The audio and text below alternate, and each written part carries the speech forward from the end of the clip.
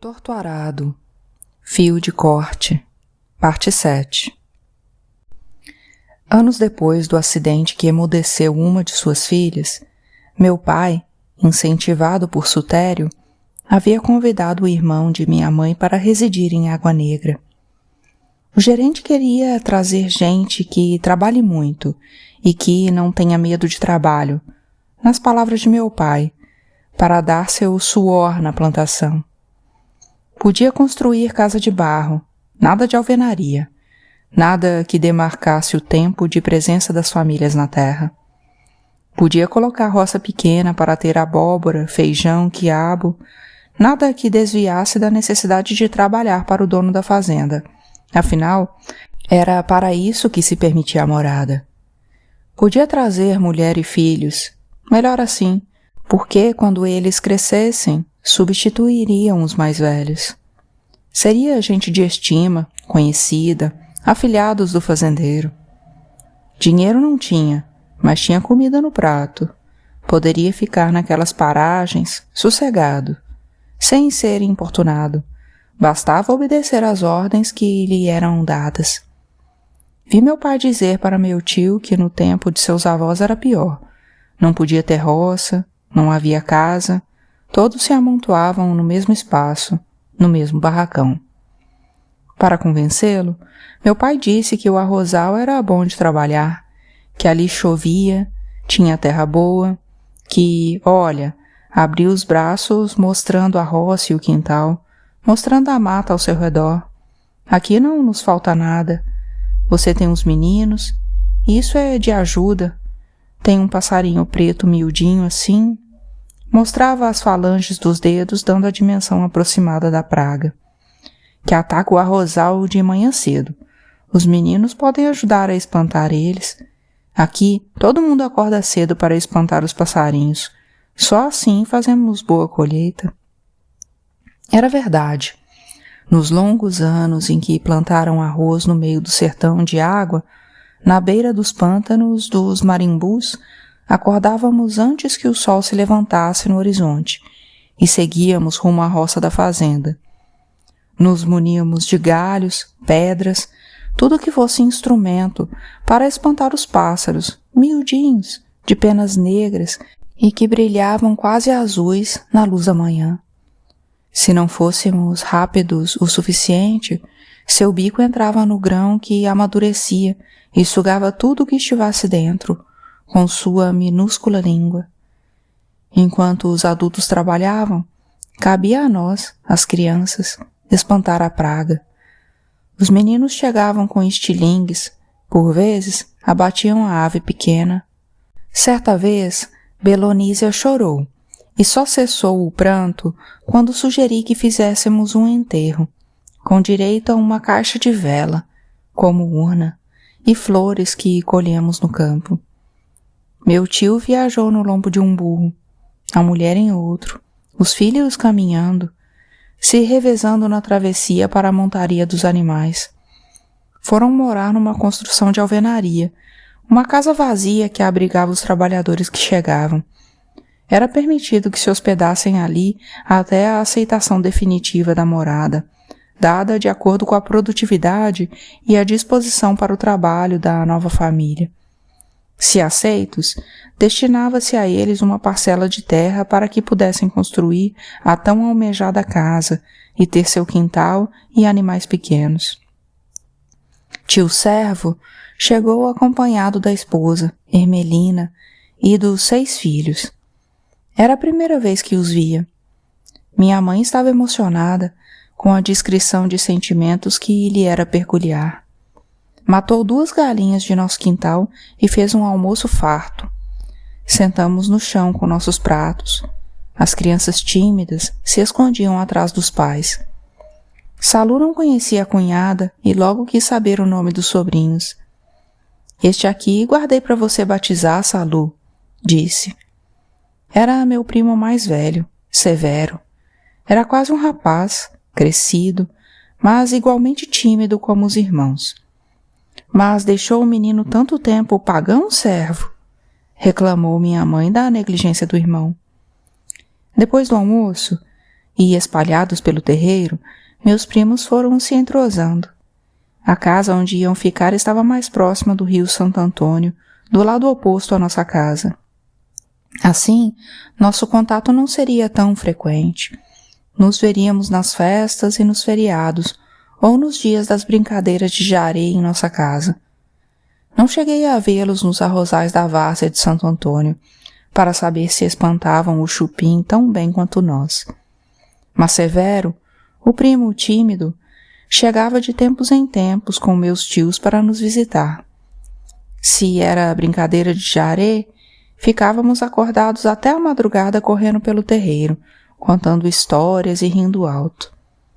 Eu e Belonísia, estranhamente, já que estávamos cada vez mais próximas, nos dispersávamos nesses momentos, talvez de forma irrefletida, para disputar a atenção de Severo. Domingas e Zezé se ocupavam com brincadeiras com os menores, enquanto nós, quase adolescentes, descobríamos aos poucos o interesse que um menino poderia despertar em duas moças com o seio despontando nos vestidos, ancas se firmando e o perfume do corpo abundando como nunca. Duas moças que se descobriam vaidosas, que reclamavam por um espelho em casa, que ocupavam o tempo vago com penteados e combinações de vestimentas diferentes com poucas peças de roupas que tinham. Severo superou aos poucos a timidez e passou a se comunicar de forma incessante conosco. No início, a que era a voz duplicada, a que falava pelas duas, cuidou, sem perceber, de instruir o primo de como poderia ser fácil entender os sinais que havíamos elaborado, sem o recurso de uma escola, para nos comunicarmos. De maneira breve, ele aprendeu a se comunicar também, às vezes melhor que um de casa, e logo se passou a sentir, além do óbvio ciúme pela atenção do primo, ciúme pela capacidade de compreensão que havia adquirido em tão pouco tempo. Quiçá o primo nos compreendesse melhor que nossos pais.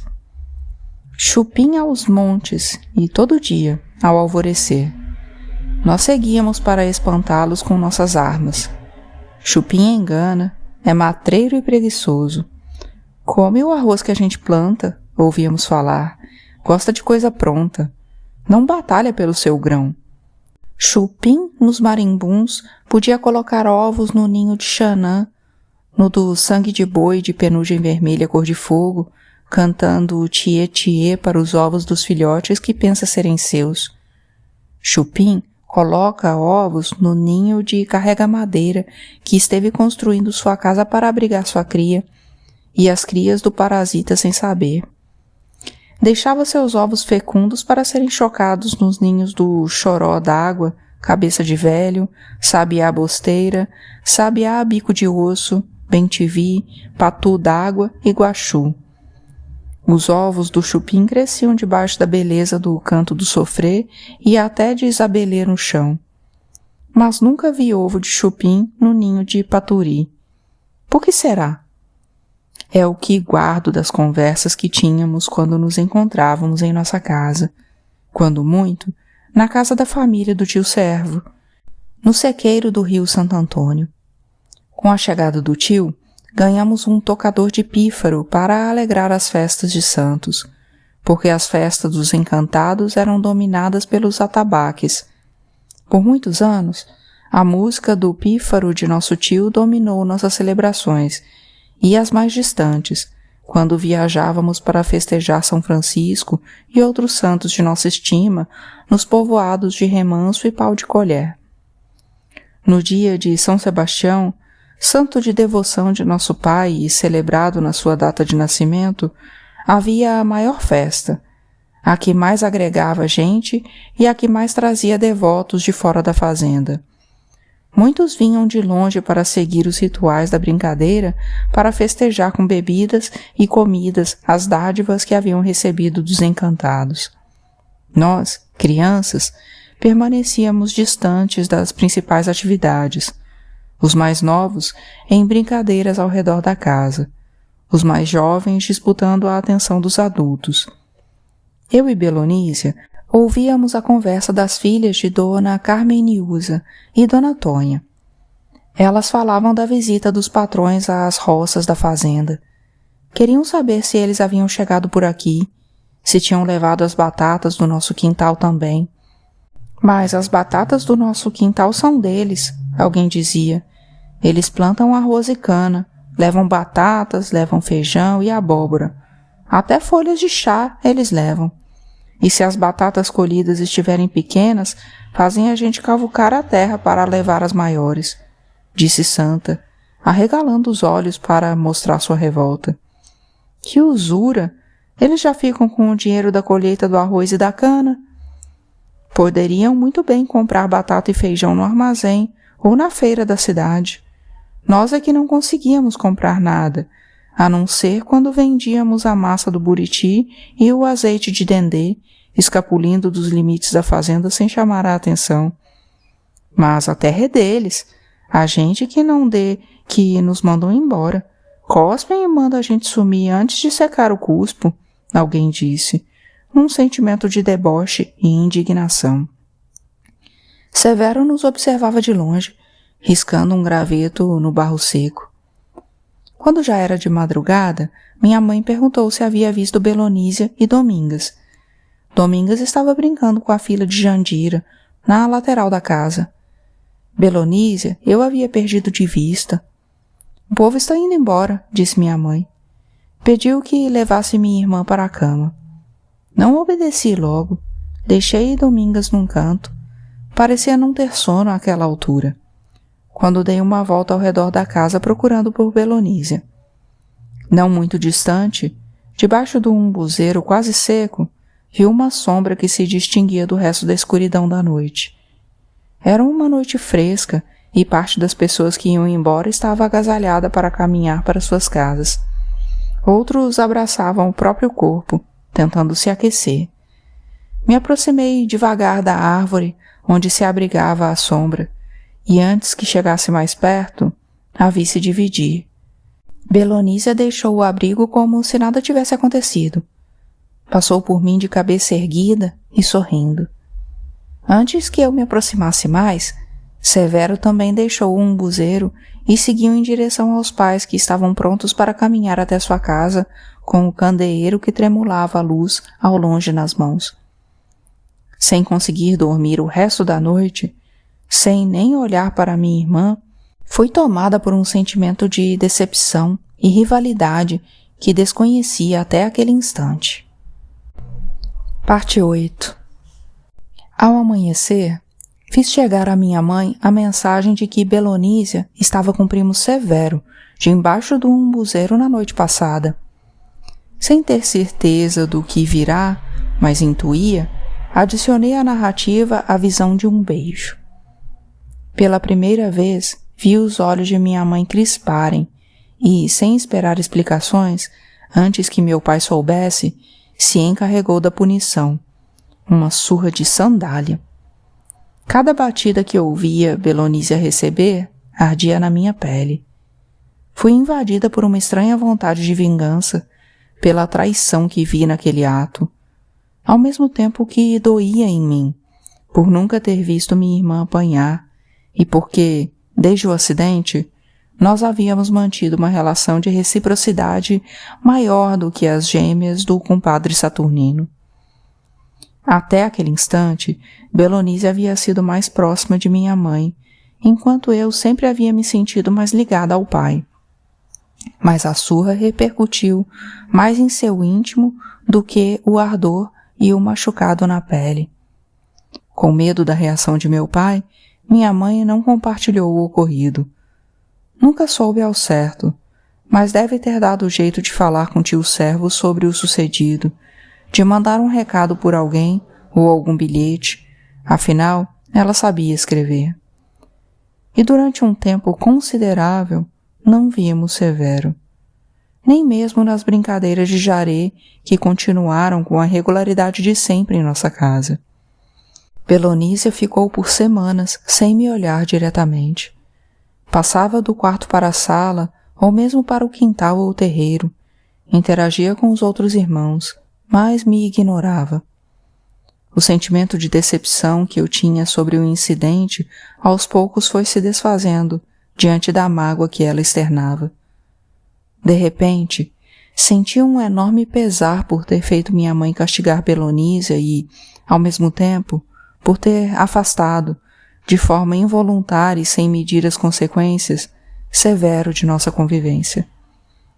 A casa se tornou mais silenciosa, apesar das traquinagens de Zezé, quando não estava na roça com o pai, e Domingas, e do movimento de gente que aparecia quase todos os dias procurando os préstimos do curador Zeca Chapéu Grande. Vi também um remorso no semblante de minha mãe pelo que tinha feito. Salu era enérgica, falava de forma firme e sem hesitar, mas nunca tinha levantado a mão para bater em qualquer filho, muito menos com uma sandália.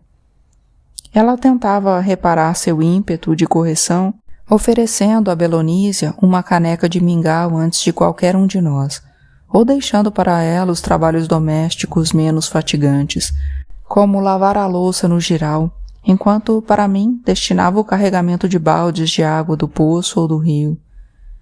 Se minha irmã demonstrava desencanto em relação à reação de nossa mãe, comigo ocorreu pior. O sentimento que Belonísia me destinou naquelas semanas foi de total desprezo. Ignorava qualquer gesto de aproximação que eu fazia, o que só aumentava meu arrependimento. Era orgulhosa e conduzia muito bem suas decisões, apesar da pouca idade. Eu não sabia o que havia se passado naquele dia, o que a levou a estar a sós com Severo. Nós, que compartilhávamos tudo sobre nossas vidas, nunca falamos sobre o interesse que passamos a sentir desde a chegada de nosso primo. Talvez houvesse o medo de nos desapontarmos mutuamente, já que era notório, para nós duas, o encanto que nutríamos por ele. Talvez fosse mais cômodo manter uma disputa velada, acreditando que nenhuma de nós ultrapassaria a linha imaginária que traçamos para aquele caso. Tudo começou a mudar numa tarde, após um temporal inesperado, quando minha mãe fechou a casa e nos levou para o rio Santo Antônio, com latas e vara de pescar para capturar os peixes que chegariam com a correnteza. Eu e Belonísia seguimos afastadas, interagindo com Domingas, mas sem partilhar qualquer comunicação. Nas primeiras vezes em que minha mãe enviava um recado a uma ou a outra, como sempre fizera, nos esquivávamos, e Domingas assumia a função de replicar a informação. Quando minha mãe percebeu o mal-estar que havia se introduzido entre nós, tratou de nos repreender com rigor, que aquela não era uma atitude de duas irmãs que conviviam na mesma casa, que cresceram na mesma barriga e que vieram ao mundo pelas mãos do encantado velho Nagô, que ela havia parido irmãs e não inimigas e que não iria tolerar mais nossos calundus. Era bom que voltássemos a nos comunicar, porque não admitiria malquerença entre suas filhas. Não houve contestação à repreensão de nossa mãe, mas tampouco alguma reação de nossa parte para reestabelecer a nossa interação. Com um significativo espaço de tempo desde o episódio da surra, passamos a nos comunicar com os sorrisos que Domingas nos provocava, com sua curiosidade e com as coisas que encontrava na estrada. Uma tangerina madura era disputada pelas duas, e Domingas tentava me envolver também. Por fim, Domingas dividia os gomos sumarentos para dizer que havia degustado os maiores e os mais doces. O rio estava com forte correnteza, e minha mãe nos levou para uma pequena lagoa, tributária nas águas de Santo Antônio. Passamos a cavar a terra molhada e a retirar algumas minhocas para servirem de isca. Domingas dizia que retirava as maiores minhocas. Ria das minhocas que Salu e eu retirávamos. Minha mãe, com suas mãos habilidosas, transformava as pobres minhocas em sanfonas encolhidas, com seus corpos transpassados pelo anzol. Tá parecendo São Sebastião. E todas rimos juntas, menos minha mãe, que censurou. Não brinca com o santo, Domingas. Onde já se viu? A lagoa era lodosa, sua superfície estava repleta de algas verdes, mas a cheia tinha trazido peixes, que fisgavam com rapidez as iscas. Domingas ia nomeando, com a ajuda da mãe, a qualidade dos animais. Cascudo tem de monte. Cascudo anda em rebanho, Domingas. Cascudo tem pouco peixe. Queria dizer pouca carne. Pega outro, ria Domingas. Cuide da sua vara e do seu anzol, dizia minha mãe, atenta ao céu, para saber se viria mais chuva. Beliscou, mãe. Domingas arregalou os olhos. Senti uma fisgada em minha linha também e vi que Belonísia levantava sua vara. Um apanhari, disse minha mãe. Segura, Belonísia, esse vai para o almoço. Espera que eu te ajudo. E correu para ajudar a puxar. O meu se debatia tentando se desgarrar do anzol, e Domingas se aproximou de mim. Ajuda sua irmã, menina, orientou minha mãe enquanto tentava salvar o seu pescado. Quando ergui o peixe vivo, tentando retornar para a água para respirar, vi Salu satisfeita, identificar que era um molé e que o prepararia cozido no dendê. Passamos mais 1 hora naquela manhã capturando os peregrinos que chegavam à lagoa de Água Negra, levados pela chuva. No retorno para casa, tínhamos que atravessar novamente o lodaçal dos marimbus descalços. Nossas sandálias grudavam na lama de tal forma que não conseguíamos erguê-las nos pés. Pisem devagar, disse minha mãe, para que não nos machucássemos em pedras e lascas de madeira que porventura estivessem submersas naquele grande largo de lama para chegar até a estrada. De súbito, senti meu pé pisar em algo duro e meu rosto se contraiu de dor. Havia ferido meu pé, um corte profundo, com algo parecendo um pedaço de louça.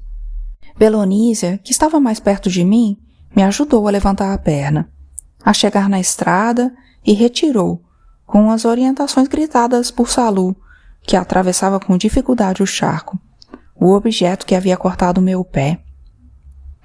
Não disse para terem cuidado? Era um casco de caramujo abandonado, quebrado, entranhado como um espinho. Eu mesma não tive coragem de retirar, comecei a chorar de dor. Belonísia me segurou e puxou de uma vez. Domingas, que agora chegava mais perto, pedia, deixa eu ver, deixa eu ver. Fomos para a beira do rio para lavar os pés. Um sangue grosso e substancioso deixava meu corpo pintando a terra com seu vermelho cor de pássaro. Salu colheu uma erva, uma folha e outra, para esmagar entre os dedos e pôr em cima do ferimento, até chegarmos em casa e saber o que meu pai iria fazer.